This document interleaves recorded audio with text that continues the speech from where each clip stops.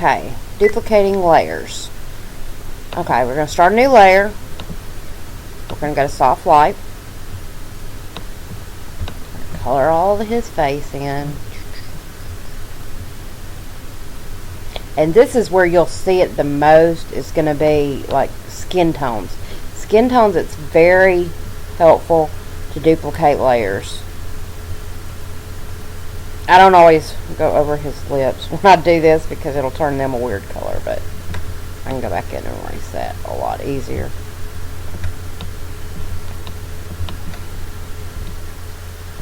And I can even erase off of his eyes that I got, but I'll go in and color all his skin tone. Let me go in and erase that real quick.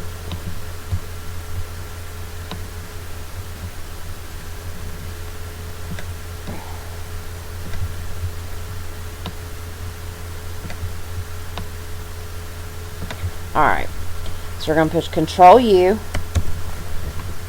We're going to go down here and pick his skin tone.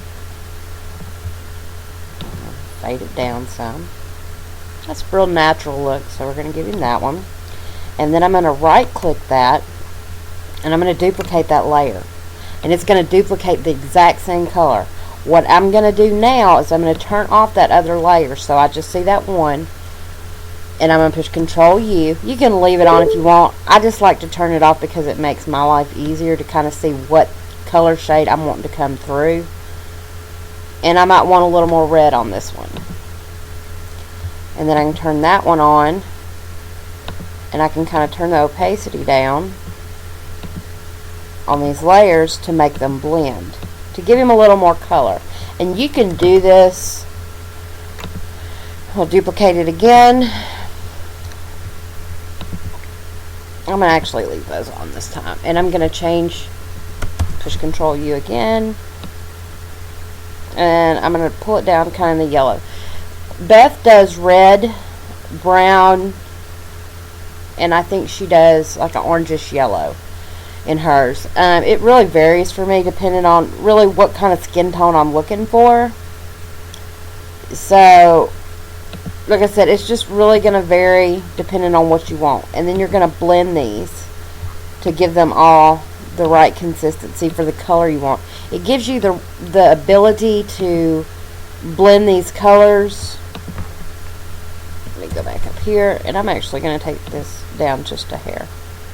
It gives you the ability to blend these colors to give a more natural skin tone. Let me show you a quick example. Okay, you see how that one's done. Let me close this one out. And I'm going to show, well, I don't want to do that. I want to show you the difference. Let me see if it'll let me open it again. Sometimes it will, sometimes it won't. Sometimes it'll just, it's not going to. I'll just open a different picture then. We'll open this one. Okay, so I'm going to show you the difference. So if I go in and I add another layer on this one, and I just go in and paint his whole face. Get off that and get on my brush. Soft light winner. Okay, and I just go in and I paint his face.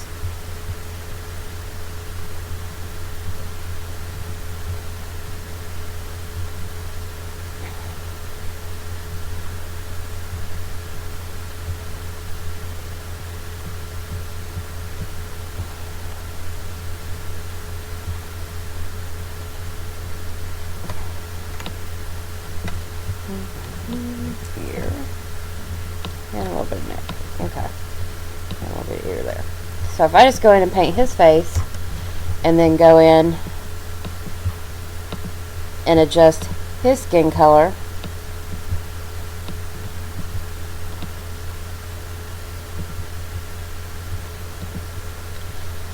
and just do one layer, it's not, see, I save myself time by not having to recolor that layer every single time.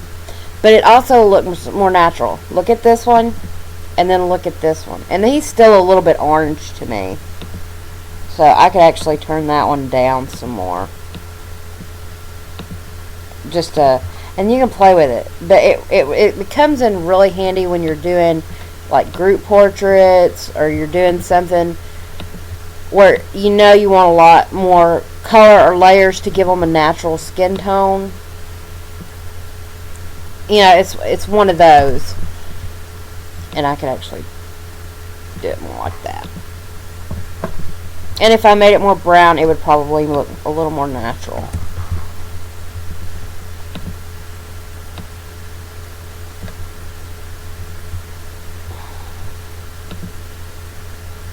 Do that one this way. Go ahead and do this one. A little brighter there. And see, that looks more natural than that. It's got more shading and coloring in it, and it's really easy to adjust and up the skin tones to give him a little more color or a little less color. And you didn't have to go in and color it 3 times. So you got 3 layers just by coloring it 1 time. So that's the reason that you duplicate layers, is to save yourself some time, but also to give it different color variations. Do a soft white. You can even do that for hair. Sometimes it's necessary. Get that off his head.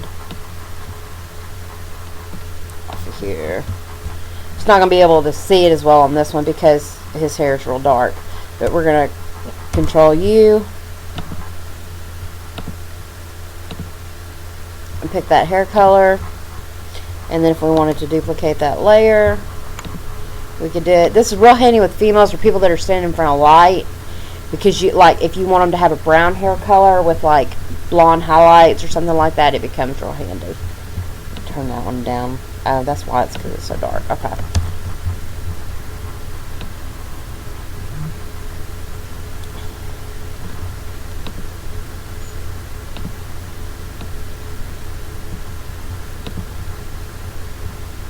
And I want to lighten that one up just a hair.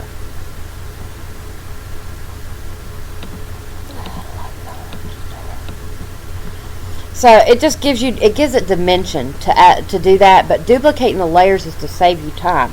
It saves you from having to go in and color everything all over again and start anew.